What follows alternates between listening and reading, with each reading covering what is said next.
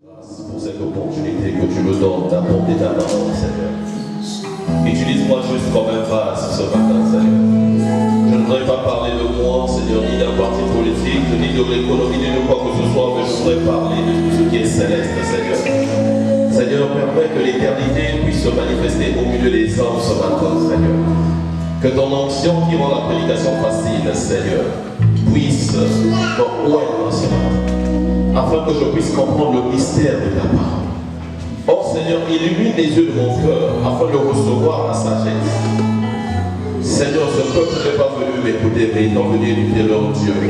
Seigneur, moi je communiquerai jamais la vie, je communiquerai la mort. Mais toi, au travers de moi, tu communiques la vie. C'est pourquoi ce matin, nous voulons juste t'aimer.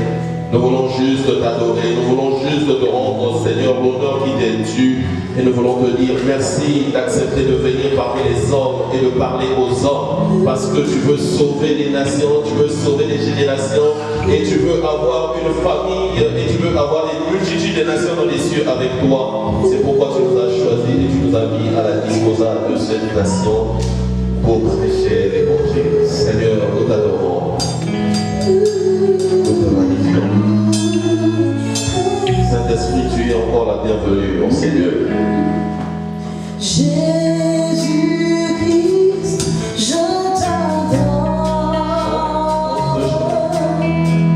Je te donne ma vie. Je t'aime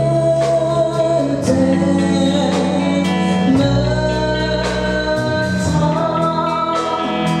Jésus-Christ, je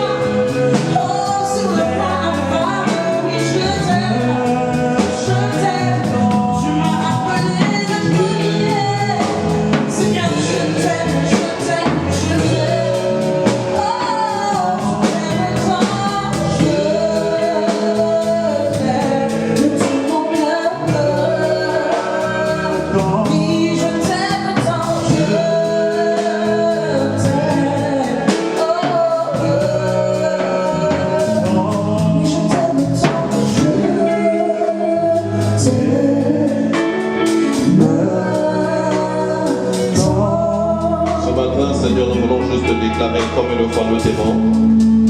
Parce que nous savons que tu nous as aimés le premier. Et parce que tu nous as aimés, c'est pourquoi même les anges dans les cieux se posent la question qui est l'homme pour que tu t'inquiètes pour lui et qui est le fils de l'homme pour que tu te souviennes de lui. Mais Seigneur, ce matin tu t'es souvenu encore de nous. C'est pourquoi tu as décidé de nous faire du bien au travers de ta parole. Console un cœur ce matin, guéris une famille ce matin, transforme une génération ce matin dans le nom puissant de ton Fils et Jésus. Nous t'avons ainsi prié et que tous les saints disent très fort Amen. Est-ce qu'on peut acclamer Jésus?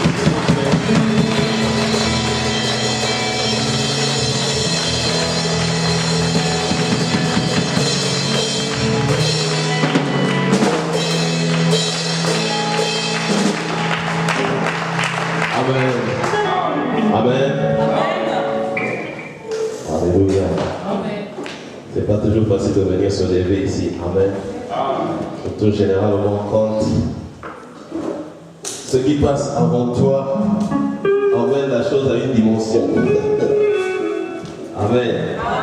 Je bénis encore Dieu pour la vie du visionnaire de cette église, qui est l'apôtre Willy. Amen. Je bénis Dieu pour sa vie, pour cette marque de confiance qu'il montre toujours vis-à-vis, qu'il renouvelle toujours vis-à-vis de nous. Amen. Et je crois qu'on a atteint un bon endroit pour applaudir. Parce qu'on ne peut pas acclamer pour l'ange de cette maison. S'il vous plaît, nous sommes en train de parler du visionnaire, nous sommes en train de parler de l'opposition, et nous sommes en train de parler de l'homme que Dieu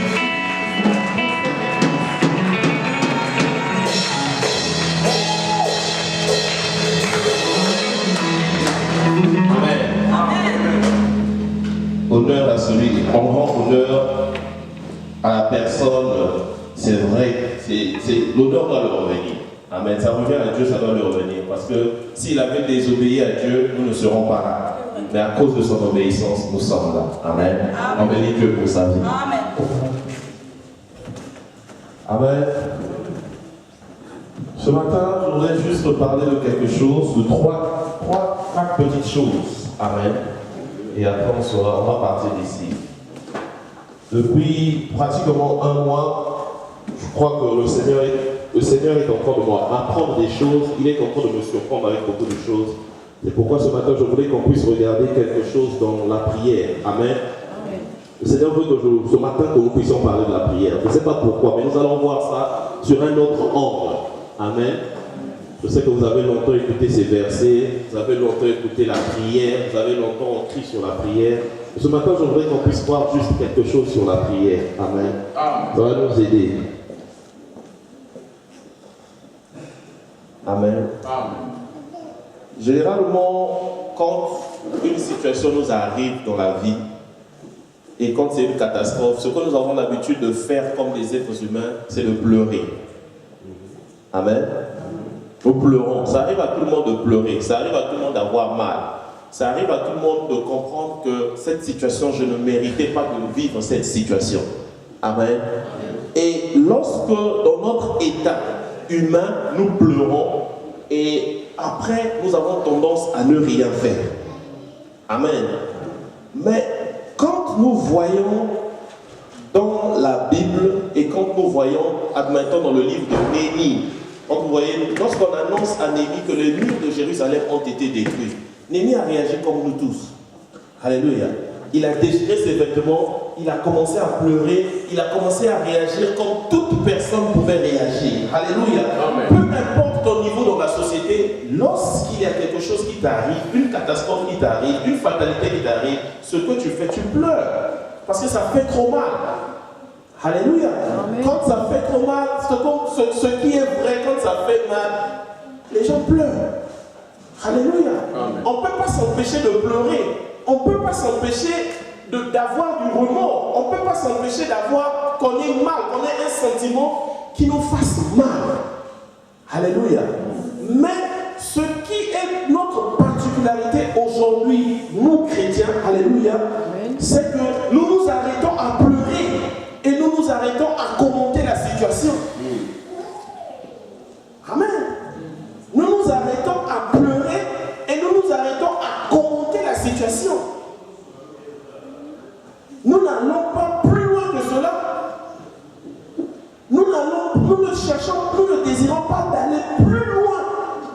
que ce que nous devons faire. Alléluia. La Bible nous dit dans le livre de Psaume 50, à partir du verset 15, la Bible dit, fais appel à moi quand tu es dans la détresse. Alléluia. Le thème de mon message, c'est la prière qui marche. La prière marche. Amen. Amen. La Bible dit, fais appel à moi quand tu es dans le bonheur. Quand tu es dans la détresse. Alléluia. Non, c'est si Dieu fait cela, c'est pourquoi il le dit. C'est parce qu'il sait en réalité, tel que l'être humain est, quand il a moins de problèmes, il ne prie pas. Oh, ça, même si vous dites pas, je dis la vérité. Quand tout va bien avec l'homme ne prie pas. C'est pourquoi Dieu était obligé de rappeler au peuple de dire, regarde, quand vous allez arriver sur cette terre et vous avez mangé le bon fruit, vous avez vu tout ce que vous devez voir, regarde, n'oubliez pas l'Éternel, votre Dieu. Parce que l'homme est susceptible d'oublier Dieu. Alléluia. Amen. En temps de prospérité, l'homme est susceptible d'oublier Dieu. Alléluia. Il y a certaines personnes que Dieu ne peut pas bénir encore financièrement parce qu'il sait que si te bénit financièrement, on ne te verra plus ici. Ah, ça. Amen. Amen. Vous connaissez. On n'a pas besoin de... Toi-même, enfant, toi, tu te connais. Il y a certaines choses que tu pries. Si déjà la solution pouvait arriver aujourd'hui, là, on peut plus te voir. Alléluia. Amen. Alléluia. Amen. Il y a certaines... Je sais que dans notre nature normale, quand tout va bien, on ne prie pas. Alléluia. Quand il n'y a pas de soucis, il n'y a pas de problème, c'est comme on peut dire, c'est le temps de se reposer un peu, Amen. On a trop prié aussi. Maintenant que la solution est arrivée, ce n'est pas le moment de se reposer. On a trop prié aussi. Maintenant que la solution est trouvée, on va un peu se relaxer. Se détendre. On va se détendre un peu. Oui, c'est ça, non? Alléluia. Mais, ouais, comme il connaît, comme il est Dieu, il est souverain. Il dit maintenant que tu peux te relaxer, que tu peux te réjouir. Mais le jour de la détresse, quand ça arrive, souviens-toi que je suis là. Alléluia. Maintenant, qu'est-ce qui se passe quand l'ennemi connaît ça? L'ennemi maintenant est censé de t'arrêter. Chaque fois que tu veux faire ça, l'ennemi te culpabilise. Il te dit que regarde, tu étais bien hier, tu n'es pas allé vers Dieu. Maintenant que ça ne va pas, tu vas aller vers Dieu. Il ne va pas t'écouter. C'est vrai. Ah, vérité. Oh, si tu n'as jamais écouté ça, moi j'ai déjà écouté ça.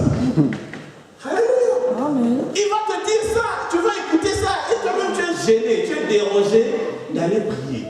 Il te dit, est-ce qu'il va écouter? Ça allait bien avec moi, je n'ai pas prié. Et maintenant là, qu'il y a une catastrophe comme ça dans ma vie, est-ce que je dois prier ou je ne dois pas prier? Tu es maintenant là en train de faire le juste milieu. Est-ce que je dois prier ou je ne dois pas prier? Est-ce que maintenant si tu es trop spirituel, comme beaucoup de chrétiens, tu vas juste faire, oh je veux faire juste une confession de foi, ça va aller. Je vois positivement que ces choses vont marcher. Hey, tu ne vas pas prier.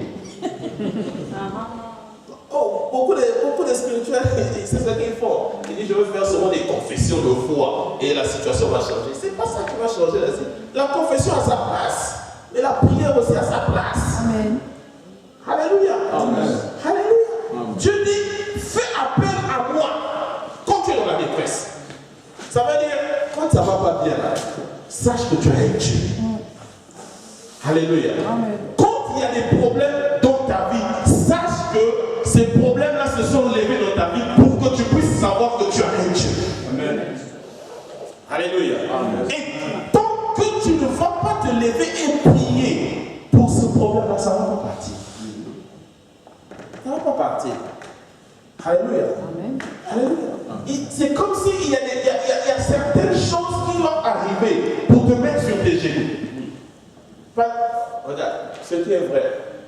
Parfois, Dieu nous appelle pour nous parler de certaines situations. On ne fait pas attention. Il est obligé de laisser que les situations puissent arriver pour attirer ton attention.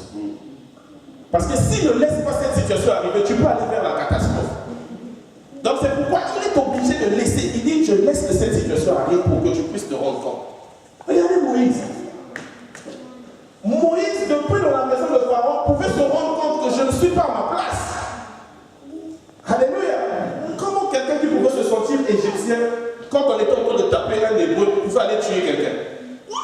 C'est parce qu'il se sentait plus hébreu qu'égyptien.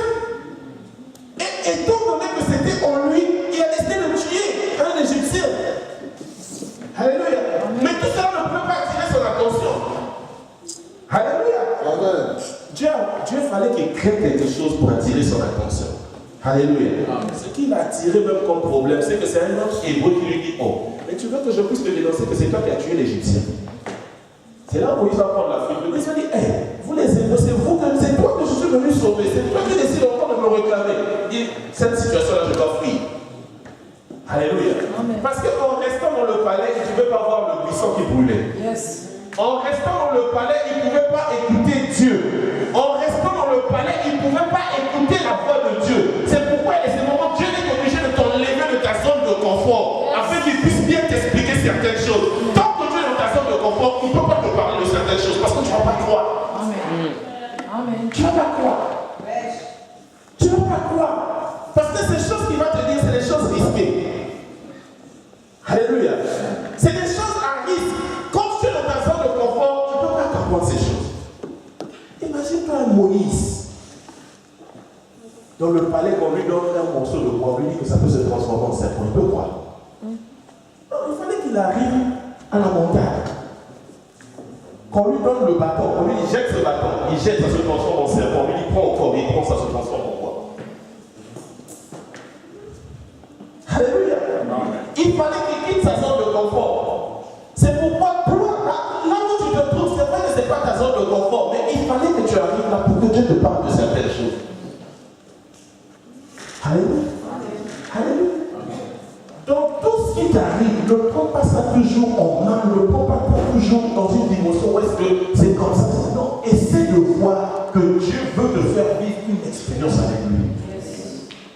Essaie de voir ça comme ça, que cette chose est arrivée pour que tu puisses connaître une autre facette de Dieu. Alléluia.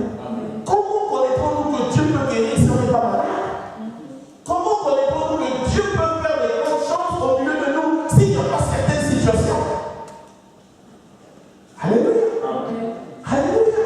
C'est pourquoi il dit que dans la détresse, n'oubliez pas, faites appel à moi dans la détresse. Je suis intéressé par votre détresse. Je suis intéressé par vos problèmes. Je suis intéressé par vos soucis. Je suis intéressé par vos mots. Je suis intéressé par votre compte qui est toujours à des douleurs. Je suis intéressé par ça. Fais-moi seulement appel. Fais-moi appel. Je dois aider ça. Fais-moi appel. Alléluia. Dans la détresse. Dans la détresse. Dans la détresse, appelle Dieu. Ça ne suffit pas seulement de pleurer. Ça ne suffit pas seulement de prendre le téléphone et appeler les gens. Ça suffit aussi de prier. Alléluia. Prier. Alléluia. Parce que sans la prière, rien ne va changer. Ça ne va pas changer. Ce qui change les situations, c'est la prière. Alléluia. La prière est comme un véhicule qui prend ce qui est placé à l'éternité pour nous et ramène ça dans le monde physique. Alléluia. Vous savez que la Bible dit que les choses qu'il a réservées pour nous, alléluia, que les yeux n'ont pas encore vu, les oreilles n'ont pas encore entendu, ce n'est même pas tombé dans le cœur de l'homme, ce que Dieu a réservé pour nous. Alléluia. Maintenant, si les hommes n'ont pas encore vu ça, comment est-ce que ces choses vont faire pour venir? Alléluia.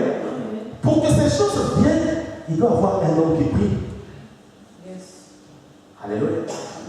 Pour que ces choses viennent, il faut qu'il y ait un homme qui prie. Si tu ne pries pas, ça ne viendra pas. Si tu ne pries pas, ça ne viendra pas. Alléluia. Il n'y a pas un miracle à cela. Parce qu'en fait, la réalité, c'est que le miracle se trouve entre tes mains. Mais c'est parce que tu n'es pas responsable de ce miracle-là. Tu n'es pas sérieux que le miracle se trouve entre les mains. C'est pourquoi tu ne pries pas. C'est pourquoi tu ne pries pas. La solution à ton problème se trouve entre tes propres mains. Mais c'est parce que tu n'es pas assez sérieux pour savoir que la solution est entre mes mains. Laisse-moi prier pour que la solution arrive. C'est pourquoi tu ne pries pas. Alléluia. Jacques chapitre 5, verset 13.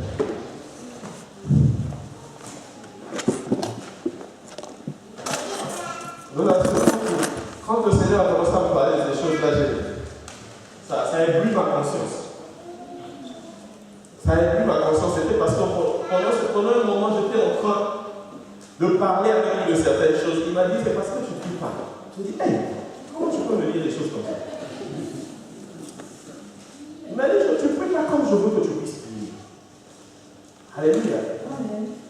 Alléluia. Ça peut te surprendre.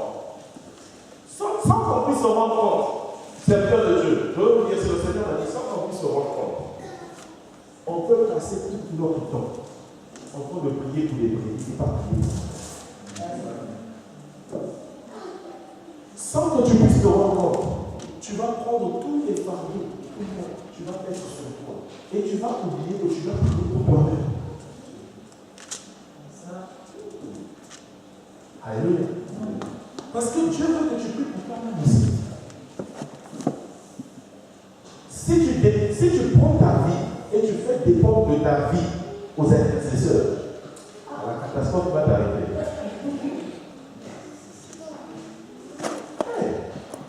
En réalité, le groupe d'intercession, il n'y a pas beaucoup de personnes à l'intercession. Donc tu ne peux pas laisser ta vie à la portée de l'intercession. Beaucoup de gens n'aiment pas prier. Parce que prier, là, c'est affaire de garçon. C'est pourquoi Dieu est en train de nous dire de repartir sur ce fondement. Alléluia. Parce que regarde, le corps que tu portes là, au moment que tu veux prier, ça fait bloquer. Au moment où tu décides juste de prier, le corps veut dormir. Au moment d'essayer de prier, tu auras envie de faire au moins 10 choses au même.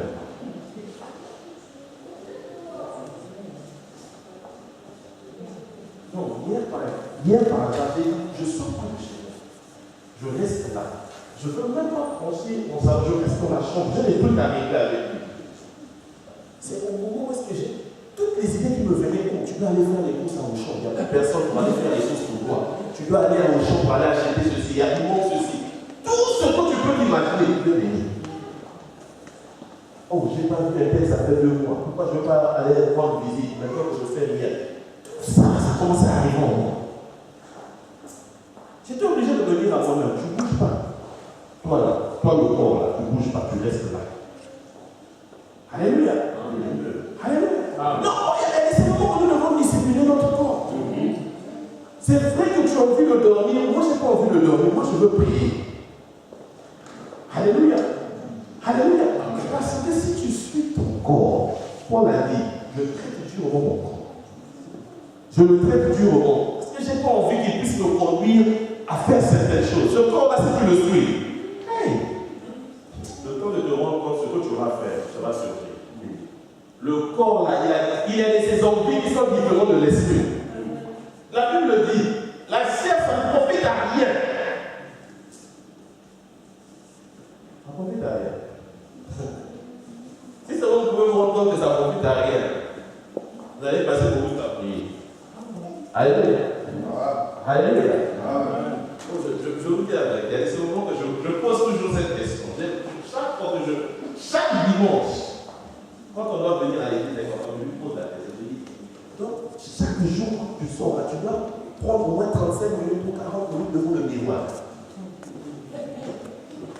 Alléluia. Elle m'a dit une fois, ceux qui prennent 2 heures.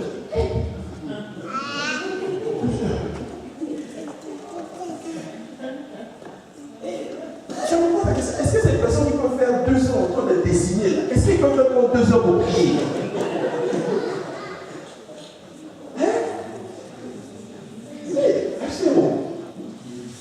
Pour prier, c'est difficile, mais 2 heures devant le miroir, elles ne vont pas bouger. Elles ne vont pas bouger, concentrées. 2 heures du temps, entre les cheveux. Il y a certains hommes aussi comme ça. On dit, il met beaucoup de temps dans la douche. Je dis, comment on peut mettre 1 heure ou 1 heure et demie? Pourquoi? Pourquoi? 1 heure, 1 heure et demie. Est-ce que tu peux prier pour ce nombre de heures là aussi? Alléluia. Amen. Alléluia.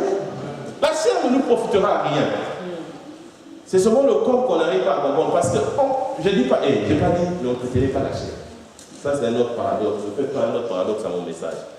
J'ai juste dit, si tu traites la chair pour 2 heures, traite aussi l'esprit pour 2 heures ou plus. Alléluia. Amen. Alléluia. Ça va t'aider. Parce qu'en réalité, la chair que tu entretiens le plus là, c'est ce qui va rester. Ce jour-là, tu seras surpris que tu es hors de ton corps et tu regardes ton corps, tu dis, ça c'est moi. Et l'esprit est parfois même surpris. Si tu étais trop gros, l'esprit va dire hey, j'étais gros comme ça.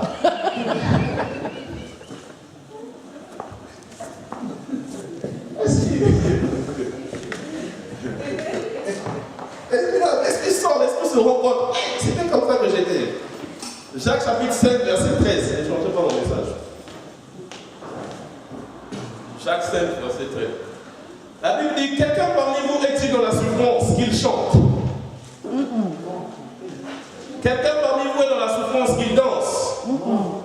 Quelqu'un parmi vous est dans la souffrance qu'il médite? Quelqu'un parmi vous est dans la souffrance qu'il appelle le pasteur? Quelqu'un parmi vous est dans la souffrance qu'il fasse quoi? Hey, c'est une instruction ferme. Tu es dans la souffrance. Ce n'est pas le moment de prendre le téléphone, c'est le moment de prier. C'est le moment de prier. C'est une opportunité qui t'est donnée de prier. La situation que tu es en train de connaître, c'est une opportunité qui t'est donnée de prier. Alléluia. C'est l'opportunité qui t'est donnée d'invoquer la divinité afin que la divinité puisse intervenir dans les affaires des humains. Dieu ne fait rien si quelqu'un ne prie pas. Non, ça sera très injuste qu'on n'ait pas appelé pour intervenir qu'il vienne intervenir. Alléluia. Comment tu n'as pas appelé les pompiers sont devant chez toi. C'est quel magie ça? Comment ils ont su? C'est pas possible. Alléluia. Dans les affaires de Dieu, c'est pas possible que le voisin puisse appeler pour dire que chez toi il y a une difficulté. C'est toi-même qui dois appeler Dieu. La Bible est claire. Si quelqu'un parmi vous est dans la souffrance, qu'il prie. Non, pas que tu chantes, pas que tu fasses quoi que ce soit. Non, arrêtons ça. Alléluia. La Bible ne dit pas que c'est des mauvaises choses. La Bible a dit que c'est des bonnes choses. Tout cela, adorer Dieu, chanter, c'est une bonne chose. Alléluia. Mais la Bible dit clairement et nettement, tu es dans la souffrance, prie. Amen. Vous voulez quoi encore? La Bible est claire. Tu es dans la souffrance, prie. Tu es dans la souffrance, prie. Comment même la souffrance ne peut pas t'amener sur tes genoux pour prier?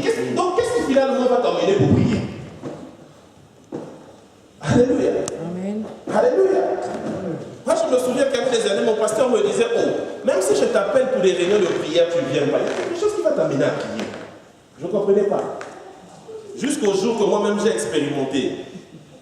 J'ai expérimenté ce qu'on appelle signazo. Vous savez, signazo, c'est un mot grec qui veut dire que des situations incontrôlées. Quand la situation incontrôlée est arrivée, je n'ai pas eu besoin que le pasteur m'appelle pour me dire viens à la prière. Moi-même je me suis présenté, j'ai dit aujourd'hui j'ai des choses à dire ici là. Alléluia. Amen. Alléluia. Que même si même l'invitation de venir prier, tu ne viens pas. Mais tes problèmes à toi-même ne peuvent pas tomber là. C'est ce que je veux comprendre. Et si tes problèmes ne peuvent pas t'emmener à prier, qu'est-ce qui peut t'amener à prier finalement? Alléluia. Qu'est-ce qui pourra t'emmener à prier? Ce qui veut dire que tu vas mener une vie chrétienne sans prier. Et mener une vie chrétienne sans prier, tu es un danger. Tu es un danger, c'est un grand danger de mener une vie chrétienne sans prier. Alléluia. Amen. Tu es exposé à toutes les choses. C'est pourquoi la Bible dit que lorsqu'une personne est délivrée d'un démon, le démon va chercher celle plus fort. Alléluia. Amen. Et il revient. Alléluia. Amen. Mais quand il revient et que tu ne pries pas, tu es assis, tu as croisé les pieds, tu dors un peu, tu te réveilles, tu dors un peu, tu te réveilles. Ils vont te surprendre. Et quand ils vont te surprendre, tu vas devenir pire que ce que tu étais hier. C'est ça. Alléluia. Amen. C'est pourquoi on voit quelqu'un qui était délivré de la cigarette. Oh, après ça, il est devenu encore pire que ça. Il est même parti maintenant avec le cigare. Non, le cigare contient 40 fois plus de nicotine que la cigarette. Si vous ne connaissez pas. 40 fois plus. Donc quand tu prends le cigare là, tu fais. comme ça que quelqu'un devient. Il a été délivré de la cigarette. Il n'a pas maintenu le feu d'entretenir sa personne. 7 bons gaillards sont encore revenus. Maintenant, là, il ne s'arrête plus à la cigarette. Il va maintenant au cigare. Ok? Au lieu qu'il s'arrête sur au cigare, il va maintenant plus loin. Hein? Il va voir toutes les espèces maintenant. Vous allez le voir avec des sirènes et tout ça. Parce qu'il y a 7 bons gaillards. Sans qu'on puisse il y a 7 gaillards qui sont arrivés là. Alléluia. C'est pourquoi tu dois maintenir ce feu. Comme un chrétien, tu dois prier. Alléluia. Amen. Tu dois prier. La prière est comme... C'est le fondement pour ta vie chrétienne. C'est le fondement de ta vie chrétienne. C'est bien que tu chantes, c'est bien que tu lises ta Bible, mais tu dois prier tout. Tu dois prier. Tu dois décider d'avoir du temps pour prier. Tu dois décider que ton salon devienne un salon de prière. Ce sont les hommes qui passent beaucoup de temps à prier, qui sont des hommes d'autorité. La prière, en fait, ça te transforme en un homme d'autorité sans que tu te rendes compte. Parce que lorsque tu es un homme de prière, il y a un aura qui t'entoure. C'est comme si une certaine gloire qui enveloppe ton derrière. Que dans le monde spirituel, on a peur de toi. On a peur de toi. Quand certains esprits te voient, ils disent ah non, lui là-bas, on ne peut pas le faire. C'est comme si du magnétisme autour de toi. Alléluia. C'est quand on prie. Quand on prie, c'est là où on trouve des solutions. Alléluia. Amen. C'est pourquoi nous devons repartir sur ce fondement. Ce fondement de la prière. Alléluia. Nous réveil, on ne prie pas. Il faut qu'on se voie dans les yeux et qu'on se dise la vérité que nous, dans le réveil, on ne prie pas. On ne prie pas. Il y a certaines individualités qui mènent une vie de prière, mais nous, dans le réveil, on ne prie pas.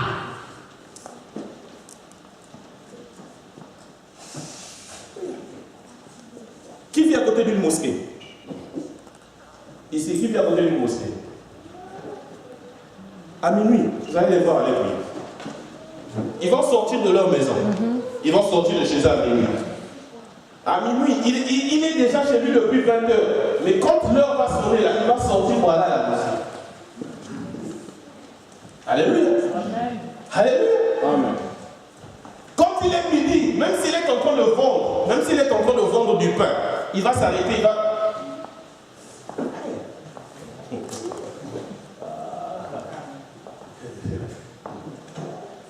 Il y a un film, il faut chercher ce film-là, Black Midnight. C'est un film des années 85. J'ai suivi ça il y a quelques semaines passées. Dans l'avion, le monsieur a vu qu'il était 12 heures. Il a pris son tapis, là où on passe, il a mis son tapis, il a commencé à prier. L'hôtesse a dit, mais qu'est-ce que vous faites? Il dit, le gars dit même à l'hôtesse, dites au pilote de chercher la position du soleil de la Terre.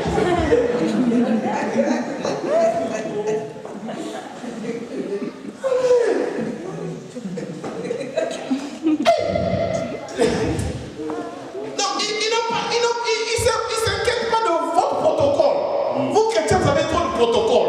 Eux, c'est pas le protocole. Eux, c'est prier qui les intéresse.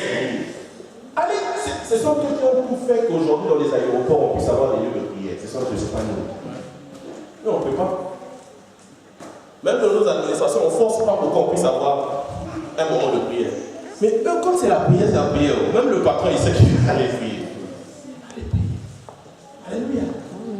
Alléluia. Si aujourd'hui, on va dire chaque 7 heures, on puisse se voir ici pour prier, on aura toutes les excuses du monde. Mais regarde, allez juste dans une synagogue catholique, dans une église catholique, vous allez voir, il y a des personnes qui se lèvent chaque jour à 6 heures pour venir faire 100 fois Je vous salue Marie et 10 fois Notre Père et puis ils sont partis. Amen. Alléluia. Oh, ils prient. Ils sont dévoués à la prière. Il n'y a pas une vie chrétienne sans prière. Une vie chrétienne avec du succès, avec la recette sans prière. Il n'y en a pas. Tous ceux qui ont franchi le cap qu'ils doivent franchir, c'est le fruit de leur prière. C'est le fruit de leur prière. Voilà, on est tous rassemblés ici, là. Tel que nous sommes là. Nous marchons sur les prières de certaines personnes qui ont prié ici. Ah, ça. Nous marchons sur les prières de certaines personnes. Il y a certaines personnes qui ont prié pour que ça devienne ce que c'est aujourd'hui. Alléluia. Amen. Il y a des gens qui ont sémé dans la prière ici, qui ont dormi ici, qui ont prié. Alléluia. Sans ces prières-là, on ne peut pas rester tel qu'on est. C'est la prière qui nous garde à un certain moment qu'on est comme on est. Alléluia. Amen. Ce sont les prières. C'est pas parce qu'on est gentil entre nous. Non. Ce sont nos prières. Parce que si on ne priait pas, on dormait aussi. L'ennemi pouvait faire tout ce qu'il peut faire au milieu de nous. Alléluia. Amen. C'est parce qu'il y a des gens qui prient. Alléluia. Alléluia. Amen. Dans la détresse, prie. Non, dans la détresse, ne parle pas. Ne prends pas ton téléphone illimité pour appeler quelqu'un. On dit prie. Prie dans la détresse. Prie dans la détresse. Prie dans la détresse. Qu'est-ce que nous pouvons faire pour changer les circonstances? Nous n'avons pas la capacité. Si ce n'est pas nos prières. Amen. Regardez, un grand comme Jésus, avant de choisir ses disciples, il a passé toute la nuit en train de prier. Toute la nuit en train de prier. Toute la nuit en train de prier. Pour qu'il puisse descendre et qu'il puisse dire, Matthieu, viens. Luc, viens. Il a passé toute la nuit en train de prier. Tu as pour une grande décision de ta vie. Tu veux choisir la personne qui va passer le reste de ta vie avec toi. Tu pries maintenant. Tu vas juste à cause de tes émotions. Feelings. Je sens.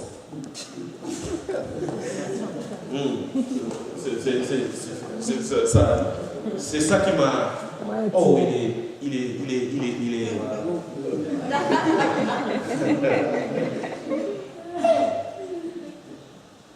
Regarde. Quand le vent va arriver et la pluie va tomber, c'est là où tu vas te rendre compte. C'est là où tu vas te rendre compte que ta prière pouvait révéler l'identité de la personne. Alléluia. La prière va révéler l'identité de la personne. Un frère qui donnait de témoignage, il était prêt à épouser une sœur. Et le frère, il était en train de dire, Seigneur, révèle-moi la sœur. Parce que la sœur, vous savez, il y a certaines personnes qui ont une parure de pureté. C'est-à-dire que ceux-là, tu ne peux même pas suspecter de quelque chose. Tu dis, elle est sainte. Oh, vous n'avez jamais vu ça.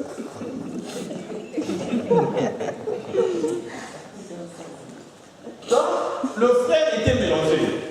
Il se disait que la sœur, elle paraît trop spirituelle que moi. Est-ce que ça va te dire? Et le frère, il priait en secret.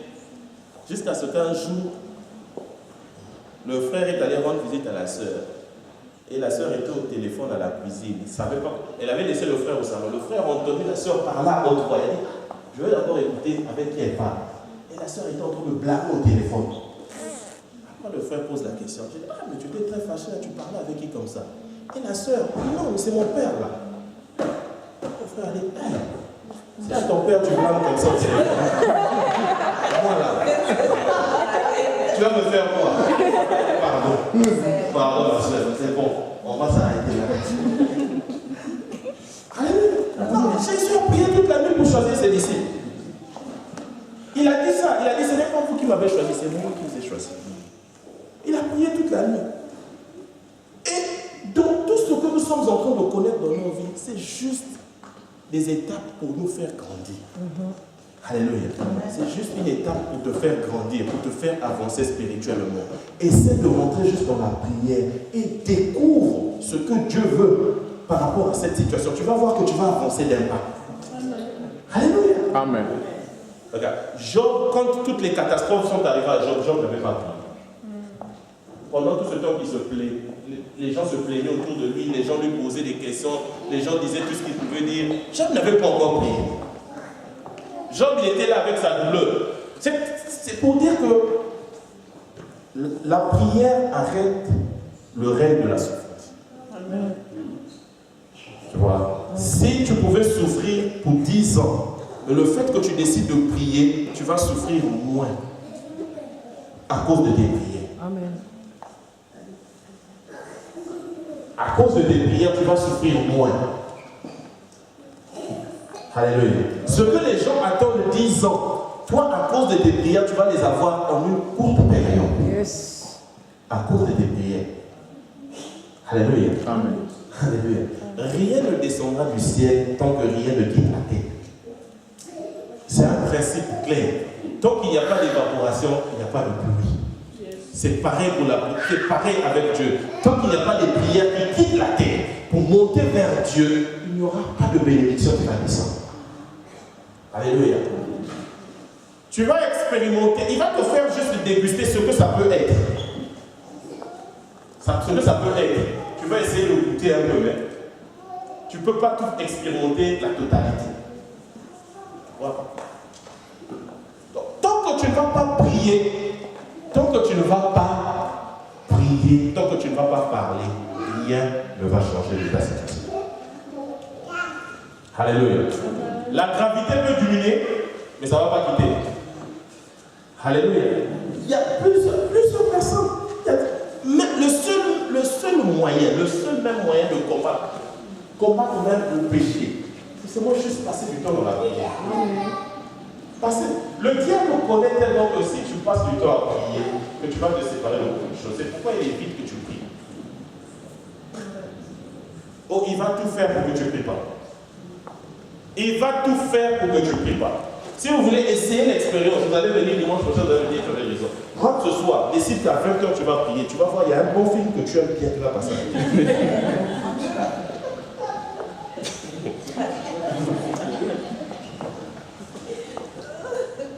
Décide de jeûner et de prier. C'est le jour qu'on va t'inviter.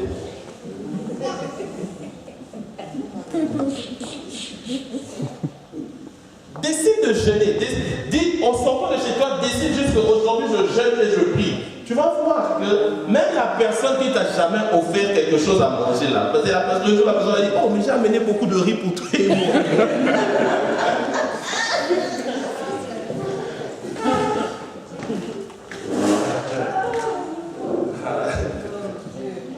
Alléluia. Amen.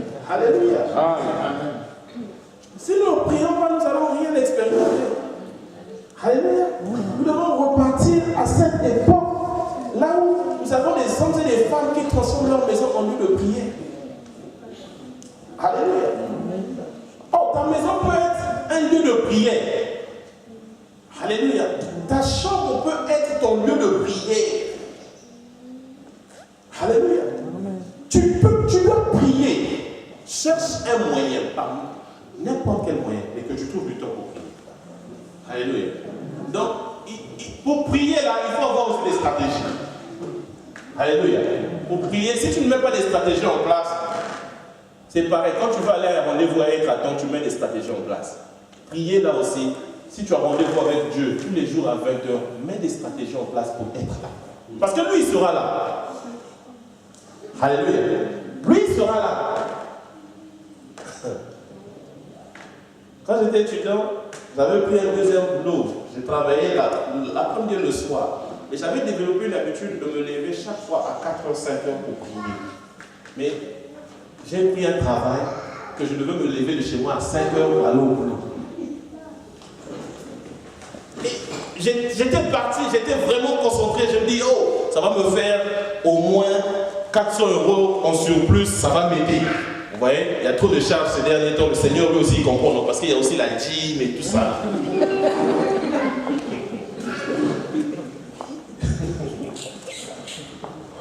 Et je suis parti. À un moment, il y a eu un frère qui m'a interpellé. Il me dit, oh Charles, maintenant là, tu sors très tôt, je te vois sortir très tôt. Qu'est-ce qui se passe? J'ai dit, oh, j'ai eu un autre boulot et tout ça. Il dit, ah, c'est bon, mais comment tu t'arranges avec la vie? J'ai dit, oh, Dieu est au contrôle. Et après un moment même, je suis parti. J'étais à fond, hein, ce qu'on entend à 120 à l'heure. Jusqu'à certains jours, l'Indien pour qui je travaillais est venu faire un contrôle. Il était content du travail de tout le monde, mais sauf mon travail. Le jour qu'on vient pour le contrôle, là, moi j'étais même parti à 3h du matin. J'ai fait tout ce que je devais faire. Le superviseur est venu, il a apprécié, il dit non, c'est du bon travail. Maintenant, le boss arrive, il dit c'est pas du bon travail, il n'est pas content. Comme c'est comme ça, on l'a déçu, donc on doit virer le gars qui est en train de faire le travail. Ah, il faut que je garde l'eau, je vais aller prier mon Dieu.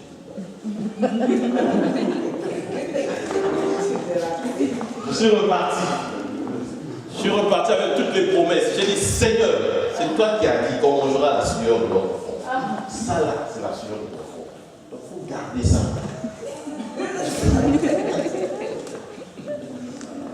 Si vous voulez écouter ce que le Saint-Esprit m'a dit, moi-même j'ai eu honte. Il m'a dit, toi on vient te chercher ici chaque 5 heures, tu n'es plus là. Maintenant tu veux qu'on puisse conserver quoi? Nous on a besoin de notre rendez-vous, on n'a pas besoin de ton cas. Ce que j'ai besoin, ce ne sont pas tes holocaustes. Moi j'ai besoin de toi-même. Toi-même, c'est ce. Je vais dire, ah non, j'ai pas bien entendu, ça c'est le diable. Ah, c'est le diable. J'ai encore prié. Et le lendemain, je me suis dit, non, demain la situation va changer et tout. Quand j'arrive, le superviseur me dit, oh, le boss a dit qu'il ne veut plus que tu puisses travailler. Hey. Mais pourquoi tu ne m'as pas appelé pour me dire? Quand je suis reparti, j'étais déçu. J'étais vraiment déçu. Le Saint-Esprit a dit, toi là, on a besoin de toi à 5 heures. Viens ce mois à 5 heures. Tout ce que tu veux comme extra cash, tout ça, on va régler ça. J'ai dit, bon, le boulot est parti, non? C'est ce qui m'a emmené à 5 heures. Maintenant, je repars dans mes vieilles habitudes.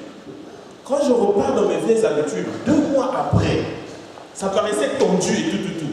C'est 2 mois après, là où je travaillais toujours la femme qui dit, écoute, on a besoin d'un manager, mais on pense que c'est toi qui vas devenir manager.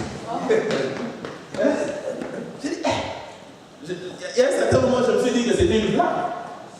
Parce que c'était l'assistant qui m'a dit ça. Mais après, je vois lui-même le manager principal arriver pour me dire, on a besoin d'un manager. Donc toi, à partir de demain, ne viens plus travailler à la direction régionale du marché là-bas. C'est toi qui vas aller pour la formation de manager. C'est là où je me suis rappelé, les 5 heures du matin. Si seulement je n'avais pas prié, en fait. Si seulement j'avais arrêté ça, est-ce que je pouvais arriver là-bas? Posez-vous seulement la question, si Anne n'avait pas prié, est-ce qu'on devait avoir le prophète? Si Anne n'avait pas prié, est-ce qu'on pouvait avoir un prophète Samuel? Alléluia. Il fallait que Anne prie pour que Samuel arrive. Si Anne n'avait pas prié, Samuel ne veut pas venir. Alléluia. Si Job n'avait pas prié, sa souffrance devait continuer. Regarde, Jonas, je vais vous montrer quelque chose dans le livre de Jonas. Jonas a prié dans le ventre de la baleine. Vous avez déjà lu ça? Hein? Hey, si Jonas peut prier dans le ventre de la baleine, toi dans ton salon tu ne peux pas prier. Hey, ça veut dire que ton jugement sera dur. Quelqu'un qu'on a avalé par une baleine, il se retrouve dans le... Tout ce que tu es en train de faire, le navire devait couler, tout, pour arrêter ça. Il fallait que Jonas puisse prier. Jonas chapitre 2, on va lire ça, on va lire ça.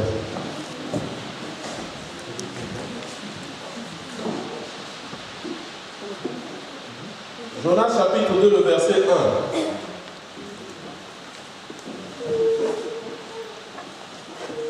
Vous avez trouvé Jonas? Vous voulez une question?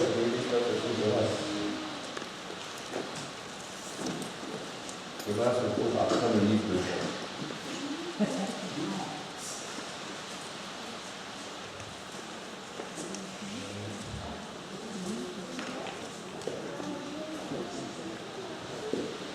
Vous avez trouvé? Jonas.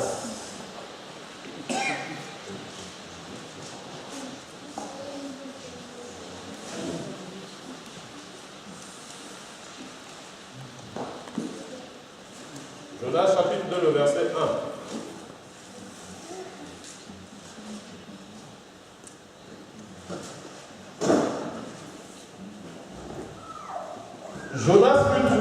étoile dans le ventre du poisson. Du ventre du poisson, Jonas pria l'Éternel. Alléluia. Donc, c'est-à-dire, Jonas a été avalé par une baleine. Si c'était moi, même si c'était moi, honnêtement, je ne pouvais pas penser prier. Parce que moi, je devais me dire, étant donné que je suis déjà là 3 jours, étoile, ça veut dire que je veux mourir là. Mais Jonas a eu un réflexe, il a dit, je veux prier. Alléluia. Il a eu un réflexe. Alléluia. Ça veut dire que Jonas connaissait le verset du psaume 50, verset 15. Invoque-moi le jour de la détresse, je te reviendrai. Il connaissait ça. Il a dit, ça là, je suis dans le ventre d'une baleine, c'est ma détresse. Maintenant, je veux prier pour que Dieu me délivre de cette détresse. Et quand, si Jonas n'avait pas prié, le poisson ne veut pas le mourir, il veut mourir. Mais étant donné qu'il a prié, Dieu a dit au poisson maintenant, non, tu ne vas pas le transformer en tout ce que tu veux le transformer, va le jeter. Non, quand on voit ça, généralement, si tu regardes ça dans le sens d'un dessin animé, tu vas croire que c'est un cartoon seulement. Mais regarde ça correctement. Que quelqu'un était dans sa détresse, un poisson l'a avalé. Et il a décidé, la Bible dit, Jonas décida d'invoquer l'Éternel. Ça veut dire qu'il s'est rendu compte que dans la situation où je me trouve là, mais pourquoi je continue à rester dans cette situation? J'ai un Dieu. Je peux l'invoquer et il peut répondre à ma prière. Pourquoi dans la situation que tu te trouves, tu crois que tu peux trouver la solution toi-même? Depuis que tu as commencé à chercher la solution, jusqu'aujourd'hui, tu n'as pas encore la solution. Je crois que l'option serait maintenant de prendre ce problème, amener ça à Dieu pour que lui il trouve la solution. Amen. Tu as essayé de toutes tes forces. Parce que la Bible déclare, ce n'est pas par force, ce n'est pas par puissance, c'est par son esprit. Ce n'est pas par ta force, ce n'est pas par ta façon de faire les choses. C'est lui qui décide. Et si lui il a la décision par rapport à cela, pourquoi tu vas pas le voir pour qu'il décide pour ta situation? Tous les hommes qui ont marché avec Dieu, à un certain moment de leur vie, ils se sont arrêtés pour prier. Yes. Ils se sont arrêtés et ils ont dit, je veux prier. Alléluia. Amen. David est allé jusqu'à quand il a pris son fils. Il a dit, je vais invoquer l'Éternel. Alléluia. Et quand David était en train d'invoquer l'Éternel dans la grotte, vous savez ce que l'Éternel a fait? L'Éternel a fait à ce que Absalom puisse être mal conseillé par Ahitophel. Ouais. Parce que Dieu voulait que David puisse revenir comme roi. Mais David n'avait pas encore prié. Mais lorsque dans sa grotte, là où il était caché, il a commencé à prier. Dieu a suscité que Ahitophel puisse se réveiller un matin. Parce que Ahitophel était comme un sage, un bon conseiller. Et il a dit à Absalom, je crois que pour finir avec cette guerre, il faut suivre ton père et le tuer. Et Absalom a décidé de courir. C'est là où il est allé mourir. Ce qui veut dire que Dieu peut susciter que dans certaines administrations, qu'il y ait une erreur à cause de toi. Amen. Ah ça. Oh non, je sais que Dieu peut susciter qu'il y ait une erreur pour toi. Amen. Pour toi seulement, pour toi.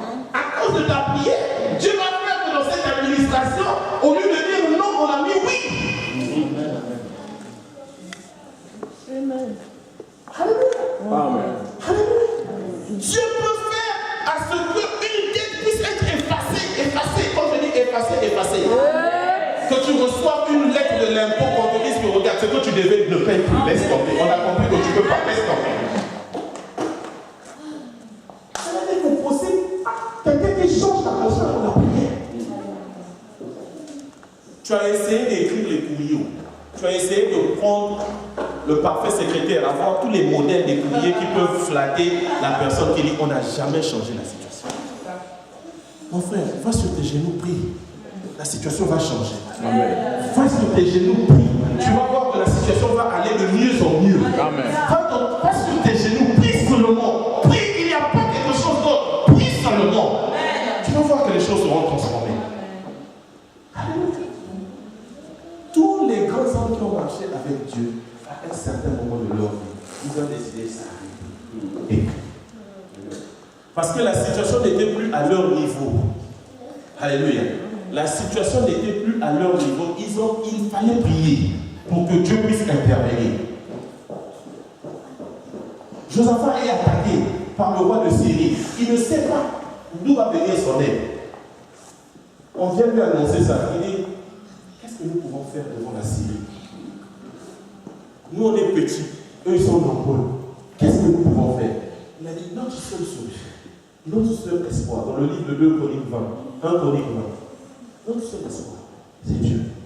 Il dit au peuple, venez, on va prier. Venez, on va invoquer l'Éternel des armées, afin que l'Éternel puisse nous aider. Et c'est là où l'Éternel dit qu'ils soient nombreux tels qu'ils sont. Levez-vous demain matin, je vous livre la Syrie contre vous. Amen. Qu'est-ce que tu as besoin que l'Éternel puisse te livrer? Pour ça, l'Éternel va te donner ça. Pour ça. Le diable a peur de ta prière. C'est peut-être pourquoi tu ne sais pas. Parce que les armes avec lesquelles tu combats, elles ne sont pas charnelles. Elles sont spirituelles et puissantes, capables de renverser les forteresses. Amen. Ce sont ces armes-là que tu as. Tu as cette arme, la prière. Mais tu ne veux pas l'utiliser. Le diable a peur que tu utilises la prière. Parce que quand tu décides de prier, c'est là où tu as décidé de le noyer. Alléluia. Amen. Quand tu décides de prier, tu as décidé de noyer Dieu. Le diable. Alléluia. C'est quand tu décides de prier, ça veut dire que tu as décidé d'aller au profond. Et lui, s'il vient au profond, là où tu es, il va se noyer.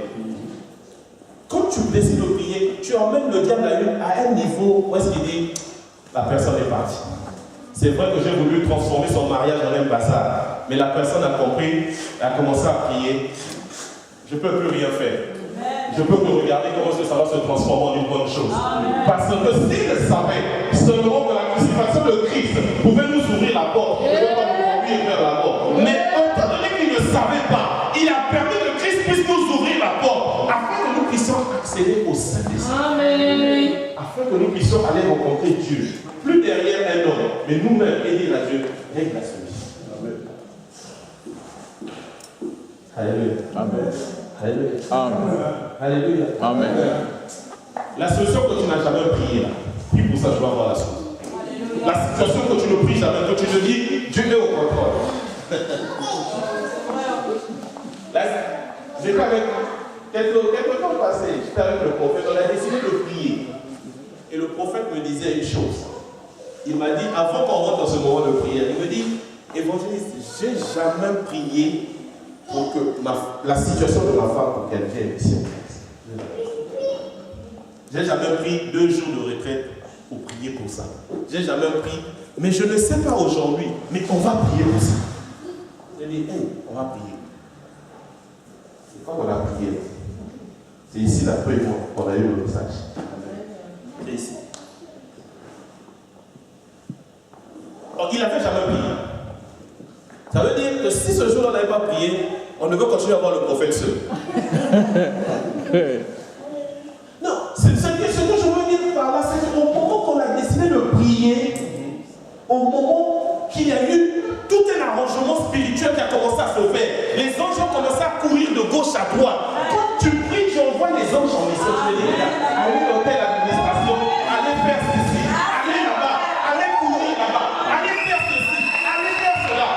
On a essayé avec lui de régler ça, mais il y avait quelqu'un qui était au contrôle. Chaque endroit là où elle passait, il y avait quelqu'un qui était au contrôle. Quand il m'appelle, il me dit, on va chercher à faire ceci, après lui-même il m'appelle, il me dit, on a trouvé une solution. Il dit, quoi que tu veux.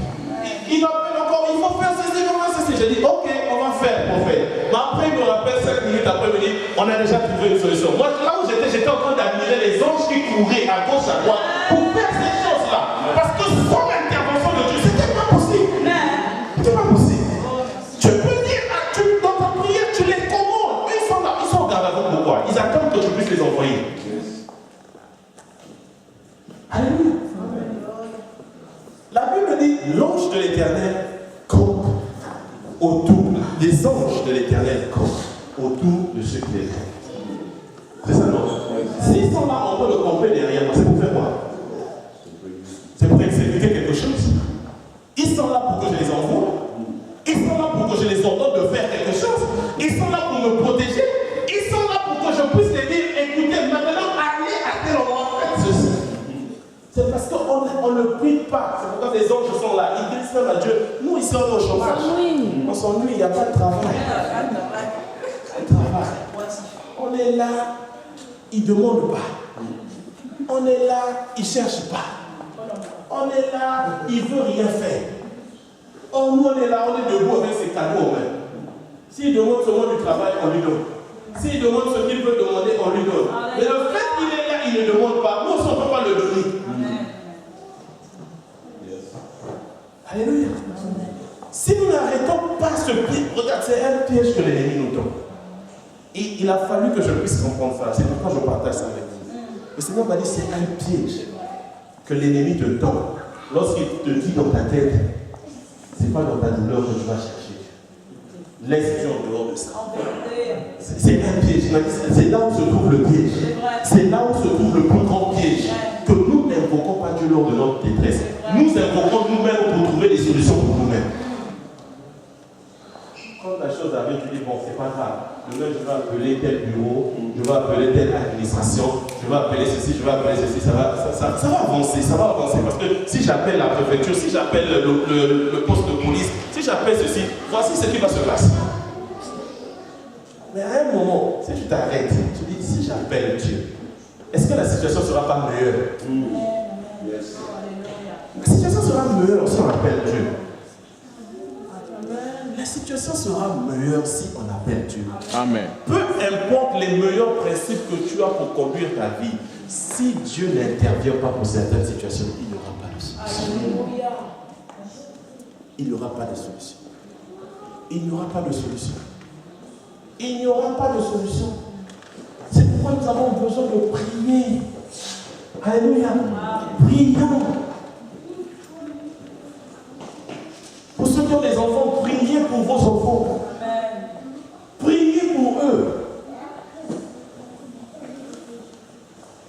Il y a une destinée pour ces enfants. Et que toi, tu ne connais pas. Si tu ne pries pas pour préserver cela, le diable, ce qu'il peut faire sur ces enfants-là, c'est seulement quand ça va arriver qu'on est surtout de savoir. Comment cela peut être? Alléluia. John Wesley et Charles Wesley, ils ont dit pendant 30 ans de leur vie, ils avaient toujours vu leur maman se lever à 5 heures du matin et imposer les mains sur eux. Même quand ils avaient grandi,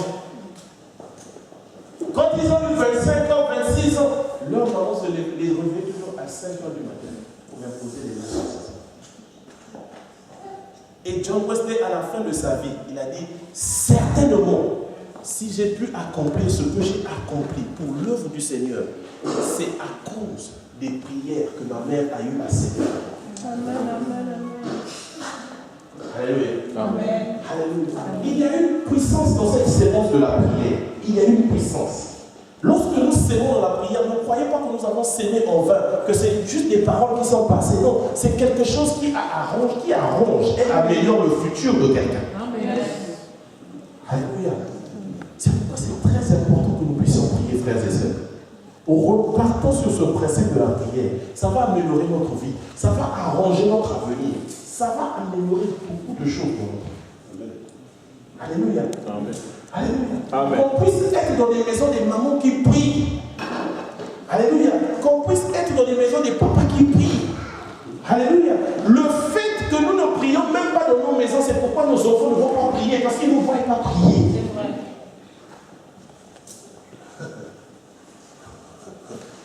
Je serais surpris de voir qu'à un certain moment, il va venir te dire certaines choses. Et tu es surpris, tu dis, hey, où est-ce qu'il a appris ça? Regarde, si nous on les enseigne pas, le monde va les enseigner. Ah ouais. Et la meilleure façon d'apprendre à ces enfants-là de faire ce que nous voulons qu'ils puissent faire, c'est qu'ils puissent nous voir faire ça. Yes. Quand ils te voient prier, après ils te posent la question, tu faisais quoi? Tu lui dis, j'ai pas de problème. Dans la blague, il va commencer à imiter ça. Dans la blague, quand ils vont se mettre en train de s'amuser, à un moment ils vont s'arrêter. Ils vont dire, oh, je veux faire comme papa est en train de faire. Il dit, C'est le moment que je suis dans la chambre, j'entends mes enfants, ils sont là en train de fabriquer comme s'ils parlaient en langue. Un se prépare à prêcher, un à ça, un parle en langue. Quand j'écoute, je me marre. Je dis, ils ne savent pas ce qu'ils sont en train de faire. Ils ne savent pas ce qu'ils sont en train de faire. Mais c'est parce qu'ils ont vu les gens faire cela. Et ils commencent à, ils s'appuient là, ils pratiquent. Et en fait, ça va rester en eux. Que lorsqu'ils vont grandir, ils ne vont pas changer. Essaie de ne pas prier pour eux. L'ennemi connaît cette destinée-là. Il va venir amener tout un chaos dans la vie de cet enfant sans que tu puisses te rendre compte. Quelque chose qui était une plante pour excellence va être transformé en une plante étrangère.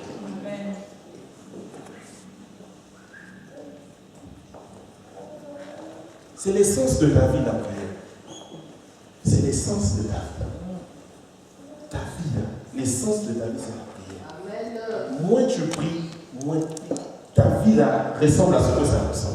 Plus tu pries, plus ta vie ressemble à... Il y a une certaine beauté dans ta vie, plus tu pries.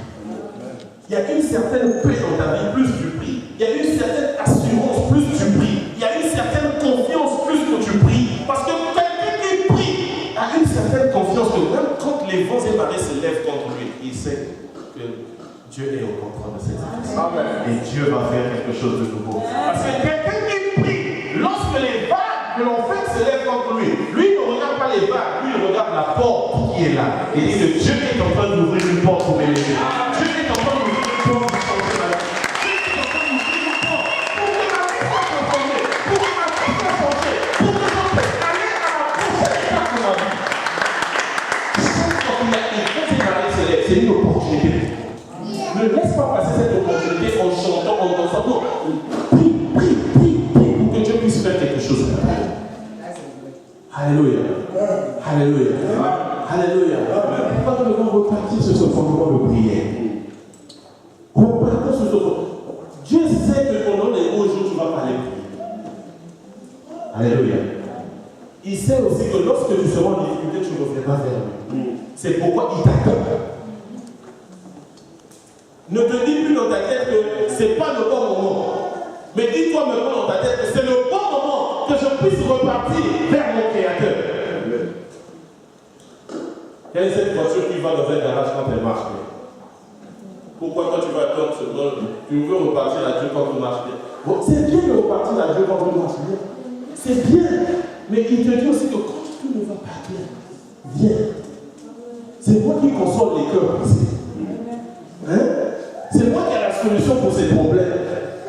Parce que dans toute l'humanité, que nous sommes à n'importe quel niveau de la vie, le point commun de l'homme, c'est les problèmes. C'est les problèmes. Certains décident de résoudre leurs problèmes en prenant de la drogue. Certains décident de résoudre leurs problèmes en prenant de l'alcool. Certains décident de résoudre leurs problèmes comme ils peuvent résoudre. Mais nous, les chrétiens, nous devons décider de résoudre leurs problèmes dans la prière. Dans la prière. Ça, c'est notre force. Ça, c'est notre consolation. Ça, c'est le lieu là où nous trouvons notre solution. Alléluia. Parce que lorsque Jésus a dit que lorsque le Fils de l'homme viendra, trouverai-je la foi. Lorsqu'il dit cela, c'est après qu'il ait donné une parabole sur la prière. Après qu'il ait expliqué l'histoire, la parabole de la femme veuve qui était en train d'aller importuner le roi. C'est à la fin de cela, il a dit, est-ce que je trouverai la foi? En fait, ce qu'il voulait dire, est-ce que je trouverai la prière? Est-ce que je veux toujours avoir les hommes et les femmes qui prient? Est-ce que je veux toujours avoir les hommes et les femmes qui invoquent le nom de l'Éternel?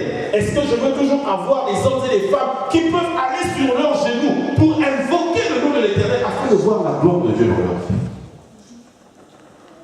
Ce qui nous empêche de voir la gloire de Dieu, c'est notre manque de prière. Alléluia. Amen. Alléluia. C'est notre manque de prière. Et si nous repartons sur ces fondements, je crois de tout mon cœur qu'il y aura des destinées qui seront changées, il y aura des vies qui seront transformées, et il y aura ce que l'on appelle un changement pas à pas. Alléluia. Quelqu'un qui sème dans la prière, il y a un changement. Alléluia. Il y a un changement. Ta vie ne peut pas rester la même. Alléluia. Il n'y a personne qui est allé au contact de Dieu par la prière et que sa vie est restée inchangée. Ta vie change. Alléluia. Ta vie change. Ton mariage est transformé. Alléluia. Ta vie change. Alléluia. Qu'est-ce qui pouvait changer? Qu'est-ce qui pouvait vous changer tel que vous êtes? Si ce n'est pas la prière, si ce n'est pas Dieu. Alléluia. Il y a des gens qui ont prié pour que vous puissiez changer. Alléluia. Oh, il y a des gens qui ont prié pour moi pour que je change. Alléluia. Alléluia. Et ça, je me rappelle toujours de ça. Pendant une année, mon père se levait chaque matin, allait voir un pasteur, aller prier. Et chaque fois qu'il voyait ce pasteur, il disait, mon fils est un rétrogradé. Il a vraiment abandonné l'église. Je veux qu'il reparte dans l'église. Pendant une année, c'était son sujet de prière. Il n'est pas dans le réveil, mon père. Il n'est pas dans les assemblées. Mais il savait. Il savait quelque chose que moi je ne savais pas. Mais qu'il allait voir un pasteur, pas un prêtre, un pasteur. Ça veut dire que quelqu'un qui est catholique, mais qui va voir un pasteur, pour dire à un pasteur, je sais que tu es un pasteur, mais prie pour mon fils. Parce qu'il priait aussi dans le réveil comme vous, mais il a abandonné. Et je veux qu'il revienne. Pendant une année. Pendant cette une année, j'étais perdu avec la philosophie, tout ce que j'avais maintenant pour moi-même. J'avais maintenant mes doctrines à moi. J'étais là en train de confronter les hommes de Dieu. J'étais Paul maintenant dans mon quartier. Je confrontais les hommes de Dieu, je mélangeais les témoins de Jéhovah et tout ça. Je me disais que c'était bon. Or, pendant une année, il y avait des gens qui priaient pour moi, pour que je revienne à la raison. Parce que là où j'étais, ce n'était pas la raison, c'était la science. Mais la raison, c'est Jésus. Amen. Il y avait des gens qui priaient pour que je revienne à la raison. Et pendant une année. Et après, je suis revenu à la raison. Alléluia. Amen. Ce qui veut dire que toi, si tu pries, il y a des gens qui peuvent revenir à la raison. Il y a des gens qui peuvent revenir à la raison. Ne les regarde pas et dis que ceux-là, ils sont perdus. Non, regarde-les et dis qu'il y a toujours une chance pour eux. Il y a toujours une chance pour tous les membres de ta famille. Il y a toujours une chance. Et Dieu cherche juste une personne qui va prier pour eux. Dieu cherche juste une seule personne. C'est pourquoi il dit, je cherchais s'il y avait quelqu'un qui est en train de prier. Mais je l'ai pas trouvé. C'est pourquoi je veux les laisser. Mais si nous pouvons nous arrêter et prier, la destruction n'arrivera pas. Mais il y aura plutôt des changements et des bouches. Que le Seigneur